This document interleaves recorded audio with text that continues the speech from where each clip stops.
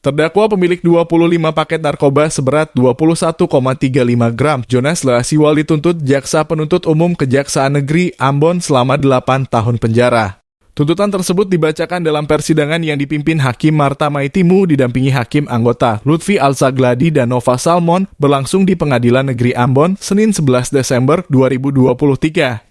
Memohon majelis hakim menjatuhkan pidana terhadap terdakwa Jonas Leasiwal alias Onas dengan pidana penjara selama 8 tahun.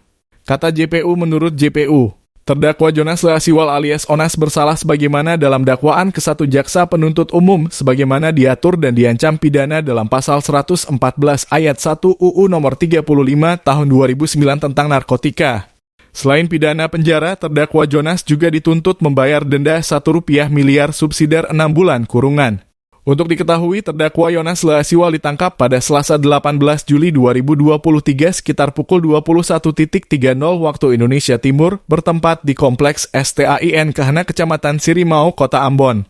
Terdakwa ditangkap dengan barang bukti berupa 25 paket narkoba jenis ganja. Usai mendengar tuntutan, JPU Hakim kemudian menunda sidang dan akan dilanjutkan pekan depan dengan agenda mendengarkan pembelaan terdakwa.